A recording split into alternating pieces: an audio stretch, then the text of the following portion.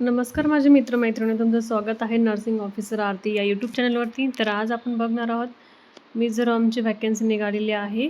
Public service commission मिझोरामचं आहे. ह्या ठिकाणी नाही का वॅकन्सी निघालेली आहे. त्यांची डेट रिलीज केली त्यांनी 8 मे 2026ला रिलीज केलेली आहे.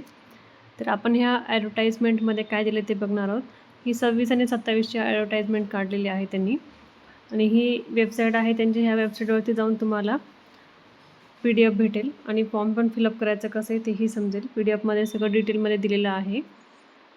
यांची लास्ट डेट आहे 12/6/2026 म्हणजे 12/6/2026ला लास्ट डेट आहे. तुम्ही 4 वाजेपर्यंतच हा फॉर्म फिलअप करू शकता असं त्यांनी सांगितलेलं आहे. तर ह्याच्यामध्ये आपण पोस्ट कोणते आहेत ते बघूयात आता. नेम ऑफ पोस्टमध्ये नाही का नर्सिंग ऑफिसर हे कॉन्ट्रॅक्टसाठी आहे आणि स्टाफ नर्स पण कॉन्ट्रॅक्टसाठी आहे. त्यांचे डिपार्टमेंट कोणते आहे त्याच्यामध्ये बघूयात. हेल्थ अँड फॅमिली वेलफेअर म्हणजे याच्यामध्ये हेल्थ आणि फॅमिली वेलफेअरचे डिपार्टमेंट आहेत त्या ठिकाणी आहे. आणि ते होम म्हणजे होम ठिकाणी म्हणजे घरी जाऊन पण तुम्हाला त्यांना ट्रीटमेंट वगैरे द्यावं लागेल त्याच्यासाठी ते आहे. त्याच्यामध्ये क्लासिफिकेशन सांगितलेलं आहे ग्रुप बीचं क्लासिफिकेशन आहे. नंबर ऑफ पोस्ट ह्याच्यामध्ये 40 पोस्ट आहेत टोटल नर्सिंग ऑफिसरला आणि 2 ह्याच्यामध्ये रिझर्व म्हणून असतात PWBDसाठी. तर आपण बघूयात आता स्टाफ नर्सला किती आहे ह्याच्यामध्ये. स्टाफ नर्सचे पण 2 व्हॅकन्सी आहे ह्याच्यामध्ये आणि ह्यांना पेमेंट स्केल पण छान दिलेलं आहे. पेमेंट स्केल का 7 लेवलनुसार दिलेलं आहे. पेमेंट पण जास्त आहे ह्याच्यामध्ये. जॉब डिस्क्रिप्शनमध्ये काय सांगितलेलं आहे यांनी, नर्सिंग ऑफिसर आणि स्टाफ नर्स यांची रिस्पॉन्सिबिलिटी असते कशामध्ये डायरेक्ट पेशंटला केअर प्रोव्हाइड करण्यासाठी आणि मेडिकल असिस्ट करण्यासाठी. त्यांचा रेकॉर्डसुद्धा आपण मेंटेन करावा लागतो आणि मॅनेजमेंट वॉर्ड ॲक्टिव्हिटी जे काही असेल ते आपण व्यवस्थित करायचे असं त्यांनी सांगितलेलं आहे. या ठिकाणी आपण क्वालिफिकेशन बघूया. आपली क्वालिफिकेशन काय आहे. नर्सिंग ऑफिसरसाठी रजिस्टर्ड नर्स पाहिजे म्हणजे RNRMचं रजिस्टर्ड नर्सिंग म्हणून एक कोर्स असतो तो असतो ते पाहिजे. स्टाफ नर्ससाठी नाही का या ठिकाणी जनरल मिडवायफरी पाहिजे म्हणजे GNM झालेलं असेल तरी चालेल. या ठिकाणी GNMवाल्यांसाठी वॅकन्सी आहे ही. आता आपण बघूया त्याच्यामध्ये एज लिमिट काय सांगितलेली आहे.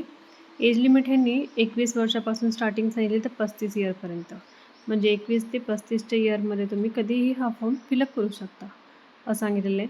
आणि याच्यामध्ये मिनिमम 5 इयरचा आपल्याला ST/STसाठी नाही का कॅशबॅक दिलेला असतं ह्याच्यामध्ये. आता ह्याच्यामध्ये आपण नाही का लँग्वेजचे बघूया. त्यांचे मिझोरामची त्यांनी लँग्वेजसुद्धा सांगितलेलं आहे. नंतर ह्या ठिकाणी डॉक्युमेंट व्हेरिफिकेशनला काय कधी यायचं ते पण सांगितलेलं आहे. अप्लाय करायचं स्टार्टिंगला. आता हे त्यांचे हायलाईट काही पॉईंट आहेत आपण ते बघूयात. त्यांनी सांगितलेलं आहे ह्याच्यावरती मार्कशीट पाहिजे आपली. मार्कशीट 12वी 10वीची मार्कशीट सांगितले. जर कॅम्प्युटर झाला असेल आपलं त्याचं सर्टिफिकेट असतं ते पाहिजे. नंतर आपलं एज प्रूफ पाहिजे. नर्सिंग व्हॅलिडिटीचं रजिस्ट्रेशन असतं GNMचं फर्स्ट इयरपासून लास्ट इयरपर्यंत ते पाहिजे. आणि एनी रिलेटेड डॉक्युमेंट कोणते असेल तर तेही आणून दाखवले तरी चालेल त्यांना. आणि ही एक्झाम नाही का MPSC UPSCच्या साईडनुसार होणार आहे त्याच्यामुळे स्टडी चांगली करावी. या ठिकाणी त्यांनी सिलेबस पण दिलेला आहे. सिलेबस त्यांनी सांगितलेलं आहे. या वेबसाईटवरती जाऊन तुम्ही सिलेबस चेक करू शकता या ठिकाणी सिलेबसचं. आणि त्याच्यानंतर नाही का एक कॉपी दिलेली आहे त्यांनी त्यांची. आणि ही वॅकन्सी छान आहे. MPSC UPSCच्या साईडने निघालेली आहे आणि वॅकन्सीचं बरंच काही त्यांनी सांगितलेलं आहे महत्त्व वगैरे.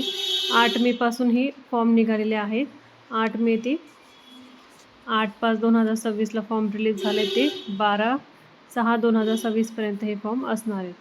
त्याच्यामुळे लवकरात लवकर हा फॉर्म भरायला पाहिजे आणि ऑनलाईन ॲप्लिकेशन करायचं आहे, सबमिट वगैरे करायचं आहे. असेच व्हिडिओ बघण्यासाठी आपल्या यूट्यूब चॅनलला सबस्क्राईब करा, फॉलो करा, शेअर अँड लाईक करा. धन्यवाद.